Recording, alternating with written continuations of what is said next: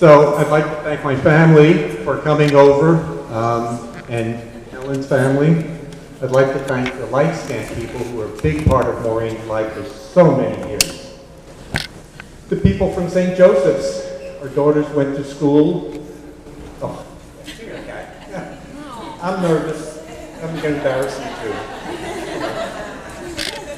And Fremont Christian people for the last 2 years at the high school. Friends and neighbors from Glenmore.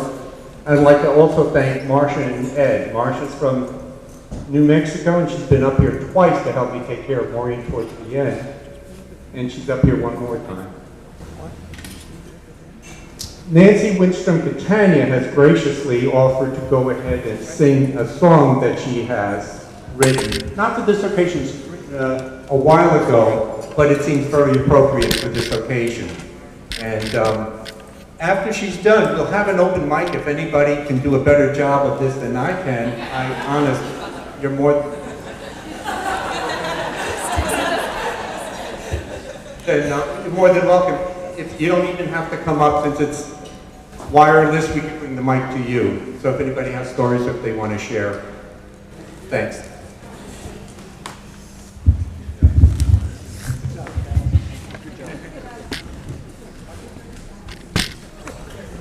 Good afternoon, everyone. First of all, I want to thank the family, Henrik and Helen, and all the family for putting on such a wonderful luncheon celebration, and it just shows what kind of a family they are, and their generosity, and how much love they must have for Maureen, and it's just wonderful. So I just want to thank them for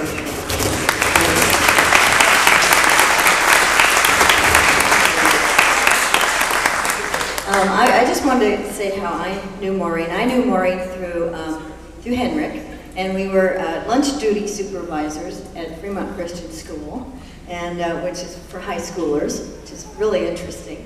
And my son and his daughter, Kat, went to high school together the same years, and so I met Henrik, and he said, "Dad, that's my daughter, Kat." So my first comment to him was, "Well, your wife must be really beautiful to have kind of a left-handed compliment."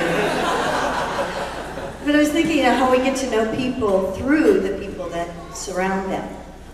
We get to know them very well that way. And so I knew that, first of all, she'd be very beautiful. And then if she's married to Henrik, she had to be really patient, kind, and have a really good sense of humor. And also she must have been very wonderful. And then I come to find out later that Henrik says, yeah, her sister Helen Paris. And I said, Helen Paris? I know Helen from the Glenmore School. And my son had gone to school there for 7 years, and she was his PE teacher, and we did all kinds of crazy things together, 5th grade camp and all the Olympic days and everything. And she was just this awesome PE teacher. And so I knew that, wow, another thing I knew about Maureen, she came from wonderful stock. What a wonderful family, she must have come from. So, when I finally got to meet her, I knew all those things were true. And so I want to dedicate this song to the family. And I also like to think, and this is my opinion, in God's perfect world, that somehow, maybe when we all gather to pay tribute to someone and celebrate their lives, they get to hang around and they get to see it, and hear all these wonderful things, and we get to see how much we touch people's lives, how much our life affected others, and then maybe at the end of the day, God welcomes us into His arms. So the song is kind of like that.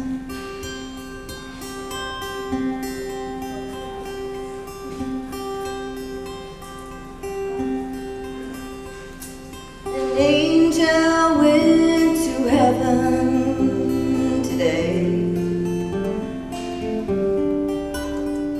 and 1,000 violins began to play. Trumpets clear